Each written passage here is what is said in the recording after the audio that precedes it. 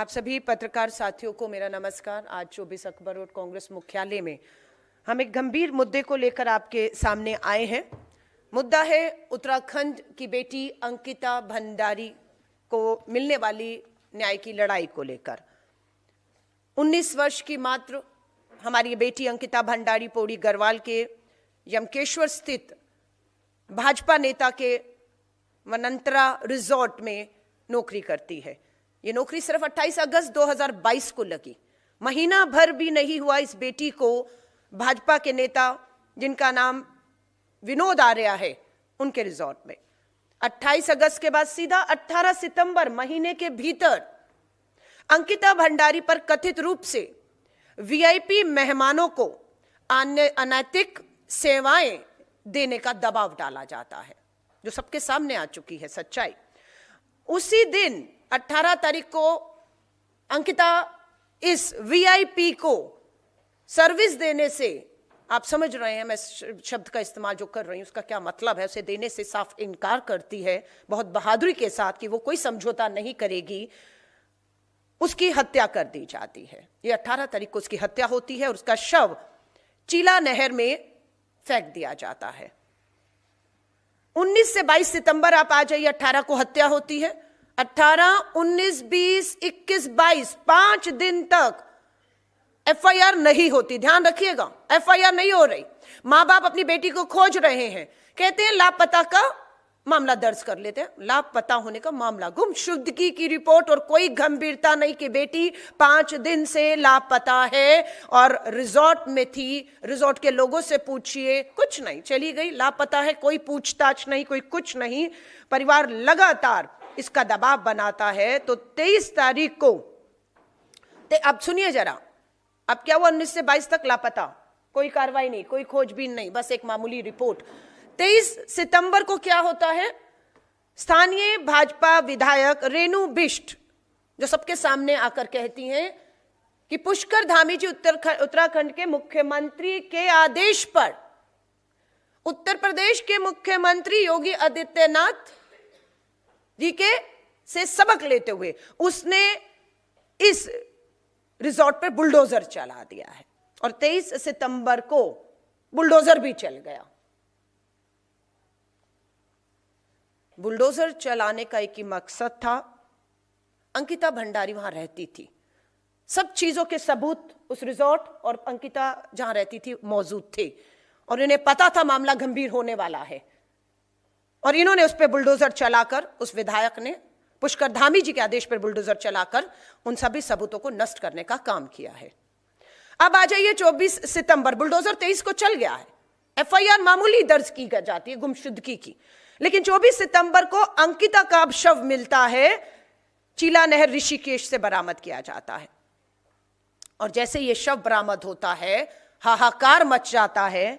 अंकिता भंडारी के माता पिता उसका अंतिम संस्कार करने से इनकार कर देते हैं और जब सर से पानी गुजरा तो मजबूर होकर भाजपा नेता के बेटे विनोद आर्या के बेटे पुलकित आर्या की गिरफ्तारी होती है, सौरभ भास्कर की गिरफ्तारी होती है एंड अंकित गुप्ता की गिरफ्तारी होती है।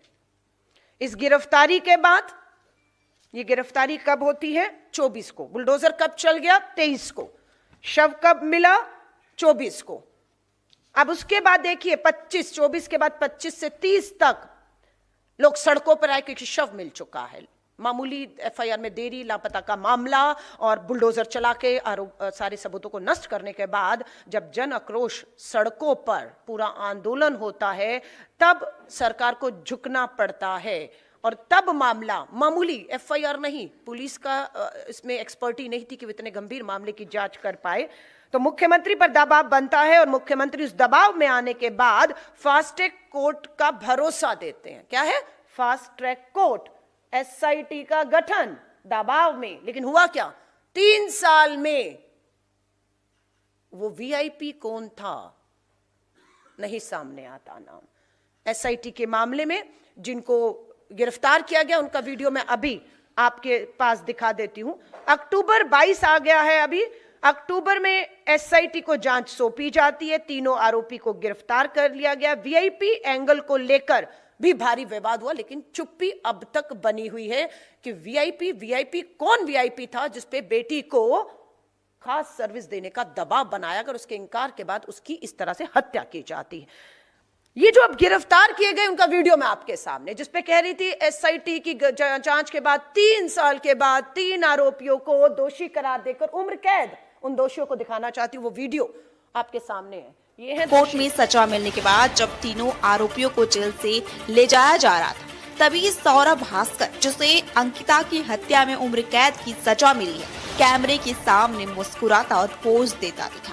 उसकी ये बेशर्मी देखकर लोग गुस्से और हैरानी में हैं। सोशल मीडिया पर अब ये वीडियो काफी तेजी से वायरल हो रहा है, जिसमें लोग पूछ रहे हैं क्या इंसान की जान लेने की सजा इतनी हल्की लगती है कि एक हत्यारा हंस सके।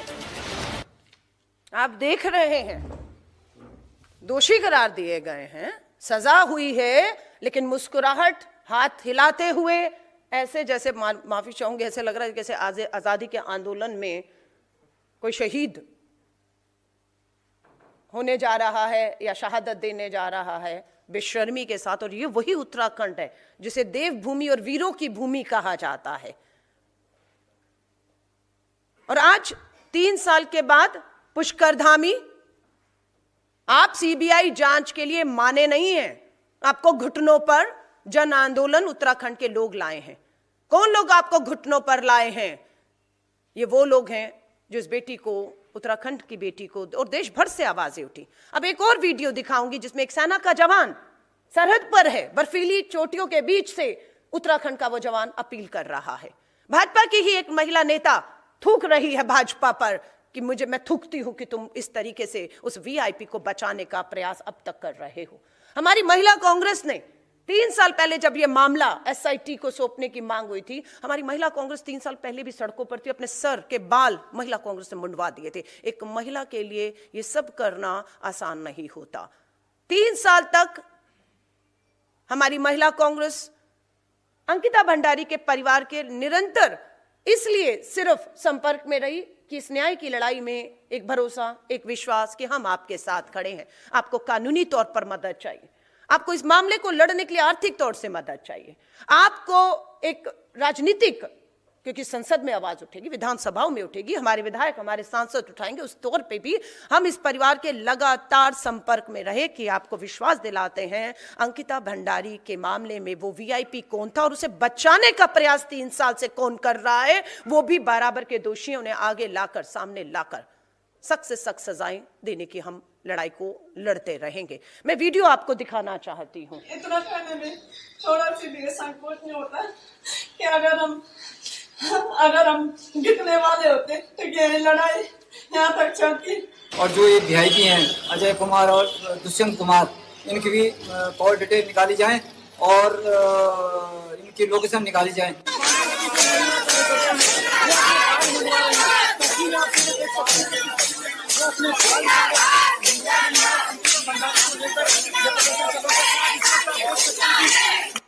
मैं हरिद्वार से आई हूँ, भाजपा से मंडल अध्यक्ष हूँ। ऐसी भाजपा को, ऐसी गंदी भाजपा को।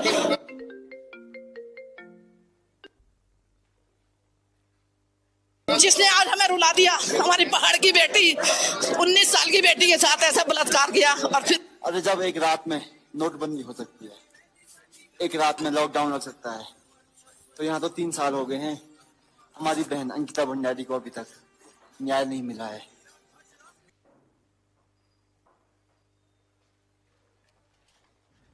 आप देख रहे हैं एक सेना का जवान कह रहा है कि एक दिन में नोटबंदी का ऐलान हो सकता है, तालेबंदी का ऐलान हो सकता है, लेकिन 3 साल बाद भी बेटी को न्याय नहीं। तो ये सवाल जब कहते कि एक दिन में नोटबंदी हो सकती है, तालेबंदी, तो ये सवाल किसी और से नहीं, एक सरहद पे खड़ा जवान सीधा प्रधानमंत्री नरेंद्र मोदी जी आपसे कर रहा है कि अगर आप ये कर सकते हैं तो बेटी को 3 साल में न्याय क्यों नहीं दिला सकते।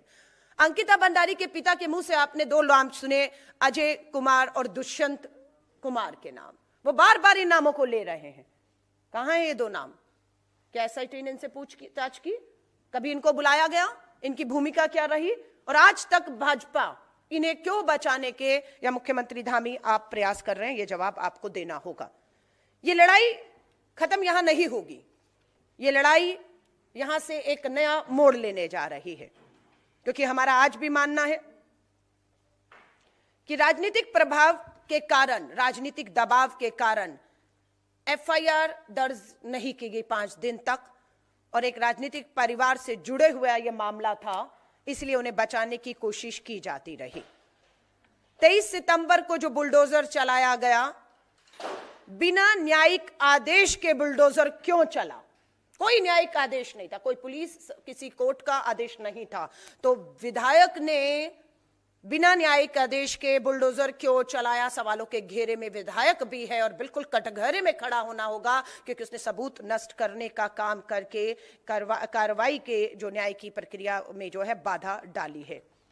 इसमें हम लोग बिल्कुल, आरोप है कि वीआईपी शामिल है, अनैतिक सेवाएं देने का दबाव था। एसआईटी सरकार द्वारा वीआईपी की पहचान सार्वजनिक क्यों नहीं की गई? एसआईटी बताए कि क्या उसकी पूरी जांच में, पूछताछ में किसी वीआईपी का नाम आया या नहीं आया? आया तो कौन था? नहीं आया तो भी बोलिए। यदि वीआईपी मौजूद नहीं थे तो खंडन क्यों नहीं हुआ अभी तक? नहीं, कोई वीआईपी नहीं था, और अगर था तो नाम सार्वजनिक करने से क्यों उसे रोका जा रहा है? क्यों लोगों को नहीं बताया जा रहा है? नैतिक जिम्मेदारी बनाम औपचारिक कार्रवाई, यह नैतिक जिम्मेदारी थी, पर इन्होंने औपचारिक कार्रवाइयां की हैं, सिर्फ पल्ला झाड़ने के लिए, बचने के लिए। दबाव के बाद विनोद आर्य को पार्टी से निष्कासित, सिर्फ पार्टी से निकाल दिया है हमने, लेकिन विनोद आर्य का रिजॉर्ट था, उसका बेटा शामिल था, बुलडोजर चला, सबूत नष्ट हुए, और ये सिर्फ पार्टी से आपने निकाला, लेकिन कानूनी इसके ऊपर कोई भी कार्रवाई क्यों नहीं की गई? किसी तरह की कोई सार्वजनिक माफी, मुख्यमंत्री, प्रधानमंत्री जी, आपके विधायक, आपकी सरकार, आपके नेता इस बेटी के उसमें शामिल थे, आपने क्या किया? क्या केवल पूछना चाहते हैं, क्या केवल निष्कासन पर्याप्त है कि किसी को पार्टी से हमने निकाल दिया? क्या यह पर्याप्त है? यह सवाल आज हम पूछना चाहते हैं। क्या सत्ता में रहते हुए नैतिक जवाबदेही और नैतिक जिम्मेदारी कुछ नहीं है कि सारा कानून करेगा, लेकिन आप सत्ता में बैठे हैं और आप न्याय प्रक्रिया को प्रभावित करते हैं, आपकी नैतिक जिम्मेदारी नहीं है? ये भाजपा की तरफ से कुछ और नहीं, मात्र डैमेज कंट्रोल था, ना कि अकाउंटेबिलिटी और एक्सेप्टेबिलिटी, 2 शब्द आते हैं। ये सिर्फ इनका डैमेज कंट्रोल की अब नुकसान हो रहा है पार्टी की छवि का, लोग सड़कों पर है, इसको कैसे हम लोग बचाया जाए? महिला सुरक्षा, नारे बनाम वास्तविकता क्या है? बेटी बचाओ जैसे अभियानों के समांतर, पैरेलल ये सब होता है। नारा लगता है बेटी बचाओ, और निरंतर आप देखोगे बेटियों के दोषियों को बचाने का काम होता है। तो ये है नारे बनाम वास्तविकता। एक कामकाजी युक्ति, सत्ता संरक्षित रिजॉर्ट में असुरक्षित है। सवाल उठता है कि महिला सुरक्षा योजनाएं सत्ता समर्थित संस्थानों पर लागू नहीं होती हैं? हम पूछना चाहते हैं, क्या गरीब, अंकिता भंडारी के माँ बाप गरीब हैं, वो बच्ची नौकरी कर रही थी, घर का पालन पोषण कर रही थी, सवाल फिर उठता है क्या गरीब परिवार की बेटी का जीवन कम मूल्यवान है? उसकी कोई कीमत नहीं। वो एक गरीब की बेटी थी, अपने परिवार के पालन के लिए नौकरी कर रही थी, और उसके साथ ये सब महीने भर के नौकरी के समय ये हो जाता है। न्याय मिला, कहने को कहते हैं न्याय मिला, 3 लोग उम्र कैद हुई, लेकिन उन उम्र कैद वालों की शक्लें, चेहरे मालूम है, आ जाएंगे बाहर। उन्नाव केस में कुलदीप सिंह सेंगर, उम्र कैद की सजा, झटके में सजा माफ, जेल से रिहा, लड़ना पड़ा फिर सुप्रीम कोर्ट को जाकर बेटी को, और सुप्रीम कोर्ट से उसे न्याय मिला कि कुलदीप सिंह सेंगर रिहा नहीं होगा। क्या गारंटी है ये रिहा नहीं होंगे, जिंदगी भर इनकी जेल में सड़ने को देंगे? नहीं, सुविधाएं देंगे, सड़ेंगे नहीं, ये सुविधाएं मिलेंगी, इसको पता है। इसीलिए ये जो तीनों दोषी अपराधी जेल भेजे जा रहे थे, उनके चेहरों पर मुस्कुराहट थी। न्याय मिला पर पूरा नहीं मिला। तीनों आरोपियों को सजा, लेकिन वीआईपी एंगल अभी अधूरा है। वो वीआईपी बाहर रहकर इन तीनों को बचाने का काम करेगा, खुद तो बचेगा, इनको भी बचाएगा, इसीलिए वो इतने आत्मविश्वास के साथ अंदर गए हैं। सबूत नष्ट करने वालों पर कार्रवाई होगी या नहीं होगी? जिन्होंने पूरी तरह से सबूत नष्ट किए वो आजाद फ्री कैसे घूम रहे हैं? क्यों उन्हें कटघरे में ना खड़ा किया जाए? राजनीतिक संरक्षकों पर कौन बचा रहा है इस सब व्यवस्था में? इन सबको वो भी बराबर का दोषी है, वो भी सामने आना उनका जरूरी है। अंकिता भंडारी का मामला एक हत्या नहीं है। अंकिता भंडारी का मामला मात्र एक हत्या नहीं है, बल्कि सत्ता, संरक्षण और चुप्पी की राजनीति का एक, मैं कहूं, घिनौना चेहरा है। न्याय बेटियों को मिल रहा है, लेकिन सरकारों से नहीं, न्याय जन दबाव से मिल रहा है। जब तक आप सड़कों पर नहीं आएंगे, आप आवाज नहीं उठाएंगे, दबाव नहीं बनाएंगे, यहां न्याय मिलना मुश्किल है। सत्ता स्वयं जवाबदेही नहीं बन रही है कि सत्ता आगे आकर कार्रवाइयां करे, ऐसा नहीं हो रहा है। राजनीतिक परिवार कानून से ऊपर दिख रहे हैं। महिला सुरक्षा बिना सत्ता, निष्पक्षता के संभव नहीं है। सत्ता का पूरा इसमें जब तक हस्तक्षेप रहेगा, महिलाओं को न्याय नहीं मिलेगा। न्याय तभी पूरा होता है जब अपराध, संरक्षण, चुप्पी तीनों पर कार्रवाई हो। और यहां पर अपराधी बचा हुआ है, वीआईपी, संरक्षण देने वाले बचे हुए हैं, और मुख्यमंत्री धामी जो चुप्पी बनाए हुए हैं वो भी बचे हुए हैं। हमारी मांगे हैं वीआईपी एंगल की पूर्ण और स्वतंत्र जांच हो। सबूत नष्ट करने के आदेश देने वालों पर भी कार्रवाई हो। सबूत नष्ट करने वाली विधायक पर भी कार्रवाई हो। महिला कार्यस्थल सुरक्षा कानूनों का सख्ती से अनुपालन हो, जो यहां पर भी नहीं हो रहा था। राजनीतिक संरक्षण देने वालों की जवाबदेही भी तय हो, चाहे वो एक राज्य से दिल्ली की सत्ता में बैठे, इनकी जवाबदेही तय होनी चाहिए। भविष्य में ऐसे मामलों के लिए स्वतंत्र जांच तंत्र अनिवार्य कर दीजिए, जो हमने भी मांग की कि एक सिटिंग जज के अधीन सीबीआई की ये जांच की जाए। पर 3 साल लगे, आंदोलन करना पड़ा, बहुत लोगों को अपनी जो है अपना त्याग देना पड़ा हर चीज का, तब जाकर ये जांच होती है। लेकिन 3 साल मुझे लगता है अपराधियों को बचाने के में डर है कि ये सत्ता, ये सरकार कामयाब हो गई, क्योंकि 3 साल सब नष्ट कर दिया है, सब कुछ खत्म कर दिया है। अब मैं आपसे फिर कहती हूं, 3 साल मामला एसआईटी में चलता है, अब सीबीआई की जांच पुष्कर धामी जी कितने साल चलेगी, ये पूछना चाहते हैं। सीबीआई की जांच क्या फास्ट ट्रैक में करके 6 महीने के भीतर 2026 में ही वो वीआईपी कौन था, बुलडोजर चलाने वाले कौन थे, सबूत नष्ट करने वाले कौन थे, क्या सीबीआई निष्पक्षता के साथ बिना दबाव के 6 महीने के भीतर इसे अंजाम तक पहुंचा सकती है? अगर पहुंचा सकती है तब हम कहेंगे ये न्याय हुआ है। और अगर इस मामले को 2, 3, 4, 5, 6 साल तक और चलाकर हर चीज को नष्ट कर दिया जाएगा, तो ये मुझे लगता है ये न्याय नहीं, ये घोर अन्याय होगा, और इस लड़ाई को हम छोड़ने वाले नहीं हैं। लास्ट में यही कहूंगी, अंकिता भंडारी का मामला ये याद दिलाता है कि यदि सत्ता जवाबदेही नहीं रहेगी तो न्याय केवल संघर्ष से ही मिलेगा।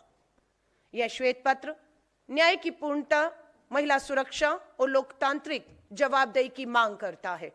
न्याय केवल अदालत से नहीं, सत्ता की जवाबदेही से पूरा होता है। यह आज हम जारी करते हैं, और मैं बिल्कुल इस पूरे मामले पर सीबीआई की जांच कब, कहां, कितनी आगे बढ़ती है, हमारी पल पल नजर इस पे रहेगी। और लगेगा कि अभी भी सीबीआई की जांच शुरू हुए समय हो गया है, लेकिन उस वीआईपी को बुलाया नहीं, पूछताछ नहीं, और 6 महीने तक भी हमें लगेगा, 8 महीने तक, तो फिर आप कुछ उम्मीद मत करिएगा। और हम भाजपा से कहते हैं, नैतिकता दिखाइए। जिन नेताओं के नाम अंकिता भंडारी के पिता ले रहे हैं, जिसे वीआईपी माना जा रहा है, उसे आपको उत्तराखंड की धरती से दूर रखना होगा। लेकिन आज भी वो उत्तराखंड का प्रभारी है, आज भी वो सक्रिय रूप से वहां पर उसका आवाजाही है, वो हर चीजों को प्रभावित करने की क्षमता रखता है। भाजपा से मांग करते हैं, अगर थोड़ी सी भी अब शर्म और नैतिकता बची है तो इन सभी अपराधियों को उत्तराखंड की धरती और इस पूरी न्याय प्रक्रिया जांच से जो है दूर रखा जाए, ताकि निष्पक्षता के साथ जल्द से जल्द कार्रवाई करके अंकिता भंडारी के माता और पिता को, जो इसमें आवाज उठा रहे थे, उन्हें हम न्याय दिला सकें।